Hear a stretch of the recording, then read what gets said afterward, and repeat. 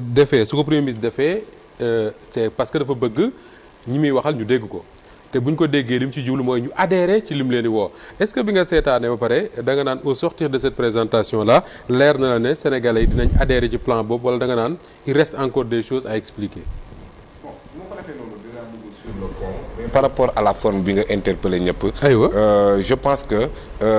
wax nga dëgg bi nga interpellé le professeur sur l'aspect pédagogique de li nga xamante ne loolu la doon am à titre de présentation te loolu je pense posture am approche bi mu jël xam nañ Ousmane Sonko koo xamante ne la ragalul caméra ak yooyu il communique beaucoup et il communique permanemment avec le peuple donc style bi communicationnel bi ñu ko daan xamee avec l'hargne et la détermination politique mais tey dafa nekkoon ci opération aussi de séduction indépendamment de l'aspect pédagogique hautement important tey présentation bi le moins que l'on puisse dire c'est que am na benn aspect de séduction parce que fi ñu ko defee effectivement Abdoulaye a raison de dire que ni le moins que je puisse dire pour donner bonne foi à ceux qui parlaient de l'Assemblée mooy comprendre ñu woon li mu bëgg a def parce que boo xoolee ku fa nekkoon da fa nekkoon sur invitation mais da ngay gis le bas peuple da ngay gis le corps diplomatique les partenaires économiques et financiers ñoom Cheikh Fatma xamoon nañ mbir mi le plan de redressement commencé wul tey le plan de redressement depuis le 24 mars et si on en croit même au président Diomaye même avant 24 avant muy prêter serment am na acte yu mu def devant son prédécesseur donc kon plan de redressement bi mu commencé yàgg na ñii di ko mettre en œuvre kon xam nañ ne plan bi yàgg na kon waxut ak ñoom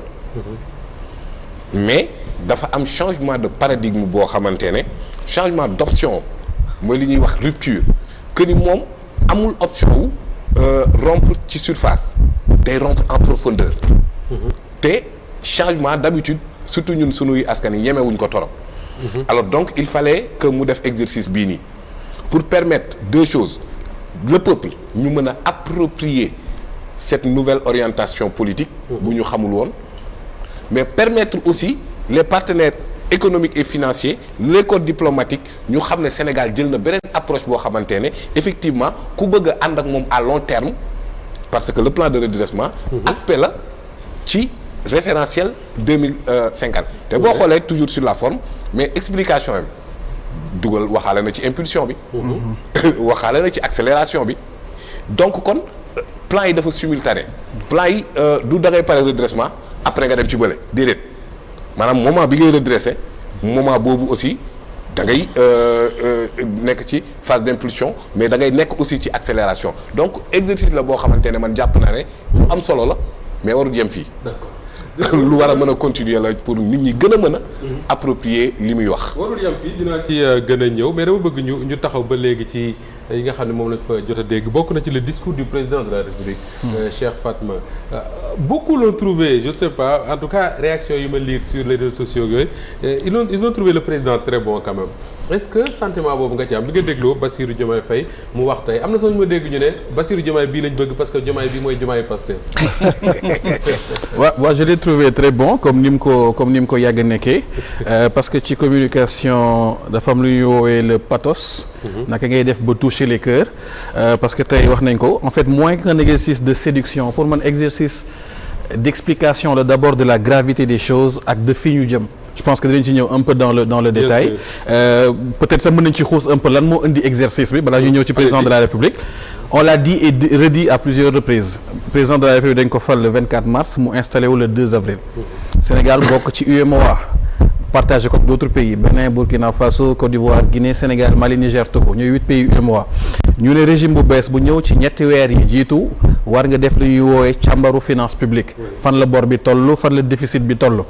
Sénégal def ko gis ni régime bi nga xam ne moom la ñu remplacer li ñu waxoon ak li ñu trouvé bokkul ci wàllum dette bi ci wàllum déficit donc loolu rapport la boo xam ne inspection générale des finances bi bokk ci ministère des finances moo ko def jébbal ko Cour des comptes war ko auditer bi mu ko auditer nag fësal résultat wu audit yi le 12 février ñu gis ni Cour des comptes li mu génnee gën na jéggi dayoo sax li nga xam ne gouvernement bi moom la génne woon te loolu wute woon lool ak li nga xam ne régime bi ñu remplacé moom la waxoon. donc loolu moo indi cette stratégie d'urgence du plan de redressement parce que am na ñu naan waa yéen bi ngeen faloo ba léegi def ngeen 15 mois di doog a présenter un plan de redressement non le redressement a entamé depuis l'accession au pouvoir et avant même comme ni ko président waxee parce que boo demee avant muy prêter serment boo demee gis sa prédécesseur gis ne am na contrat boo xam ne jàpp nga ni baaxul mu waroon ko signer nga ne ko bu ko signer loolu redressement la parce que amaan na contrat boobu am na lu mu doon yàq ci wàllum finance publique nga def tout ba yàquwul ci finance publique comme bu Aquapower bi nga war ko mën a relancer waat askan wi gis ci njëriñam loolu je crois que redressement la ak les autres mesures yi nga xam ne mené nañ ko depuis l'accession au pouvoir du président de la République ci justice bi ci gouvernance ci reddition des comptes ak li nga xam ne redressement la ci wàllum économie énergie ak au niveau des différentes mesures sectorielles donc loolu mooy li nga xam ni moom la ñu def comme exercice parce que tey Cour des comptes bu la génnelee des chiffres ne la ci wàllum bor en 2024 li nga xam ne waruloo ko dépasser par rapport aux critères UEMOA 70% du PIB nga dem ba toll 119% du PIB en termes de dépenses publiques nga gis ni tey Sénégal li muy emmagasiné yëpp ci recette budgétaire la partie recette fiscale rek boo ko jëlee daanaka li ci ëpp moom ngay jël fayee ko bor amatuloo marge de manœuvre il faut nga jàkkaarloog askan ne leen man bi may def référentiel bi présenté leen ko le 14 octobre 2024 boobu Cour des comptes defagul woon fësalul woon résultat d'auditam parce que mi ngi ko fësal février 2025 kon attention plan de redressement bi nga xam ne mooy la première phase de la vision dinañ ko continuer waaye dafa am yeneen aspect yoo xam ne il faut que ñu dugal ko ci parce que situation bi gën na doy waar nañ ko foogee woon je crois que loolu moo tax tey exercice bi nekk un exercice particulier par rapport à la phase de redressement bu ñu ñëwee nag ci discours président de la République comme ni ma ko waxee pour man xol yi la waxal parce que c'est vrai particularité au plan bi mooy amul bor bu bees boo xam ne dañ koy créer particularité au plan bi mooy du ay partenaires techniques et financiers yu jigee bitim réew ñoo ñu ko imposer ñun ñoo gis ni bu ñu continuer ni miir bi la ñuy mbëkk ñu ne foog ñu xool beneen yoon boo xam ni foofu la ñuy jaar donc loolu boo ko amee il faut nga wax ak askan wi wax leen fii ñu jëm kat am na loo xam ne benn partie liggéey bi ci yéen la maintenant benn partie liggéey bi dinañ ci ñëw dans le détail par rapport aux autres plans de redressement amul taxation bu bees boo xam ne Abdoulaye Mbow dañ koy teg ci kawam maanaam doon na fay fukk ñu ne ko fukk yi kat dinañu ut yeneen ñaar wala yeneen ñett yoo xam ne voilà par contre li ñuy def mooy salle bi 5 lañu Abdoulaye Mbow ak Moustapha Diop ñoo doon fay l'impôt danañ xool Cheikh Fatma ak Moustapha Diop ak professeur naka lay def ba ñoom tamit ci lu ñu yor ñu comp ci tuuti ba nga xam ne buñ ko booleeg ñii li ñu doon fay assiette bi dina gën a yaatu loolu mooy élargissement de l'assiette fiscale loolu nag boo ko bëggee def il faut nga jàkkaarloog askan wi waxtaan ak ñoom xam ni effort collectif bi nga xam ni daf ko laaj ñëpp dañ ci war a jàpp ngir ñu mën a dem ci schéma boo xam ni waa bitim réew duñ ci dugal seen loxo donc loolu moo tax président def discours boo xam ne boo ko xoolee nit ñi la doon waxal ci seen sentiment te nit ñi booy wax seen sentiment bu ñu sentir ni discours bi dëggu na ci la ñuy gën a mën a adhérer justement à ce message là pour reprendre li ngay wax baax na nga présenter un plan d'un point de vue technique déficit bi dina wàcc chômage beeg yooyu mais nit ñi bu ñu amul conviction ni li ngay wax yow dëgg la ci yow du ñu mën a ànd ak yow ci liggéey bi te bu ñu àndul ak ñun ci liggéey bi résultat yi du fi mu nekk parce que tey boo ne 5600 milliards yu bees nga bëgg lijjanti ci koom bi war ko ànd ak les acteurs économiques muy ménages yi muy secteur privé muy les populations de façon générale il faut que ñoom ñu am conviction ni njëriñ dina nekk au bout justement de ce processus là loolu moo tax président waxee ni mu waxee en français te bu ko defoon ci olof sax di nga gis ni doon na gën a takkarnaase boo ko seetloo président français rek la wax boo ko seetloo ci tubaab rek la wax te pourtant ñëpp a jug tàcc ko ça veut dire qu'il a parlé avec les cœurs kon bu waxoon ci olof sax loolu mu am defe naa doon na am lu ko ëpp fuuf parce que nit ñi wolof la ñu gën a comprendre. mais justement salle bi mën nañ wax ne ña fa nekkoon c'est un public qui vous est acquis mais est-ce que bi nga dégloo président de la République ba pare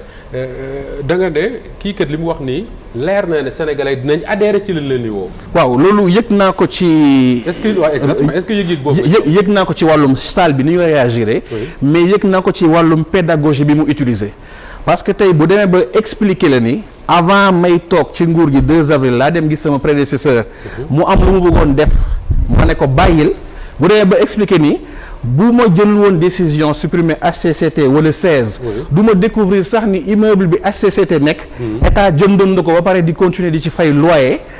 loolu boo ko jàllalee comme message daanaka boo yemalee sa discours foofu nit ñi mën nañ bañ a lijjanti sax lan moo nekkati ci plan bi dañ naan kii li muy wax dëgg la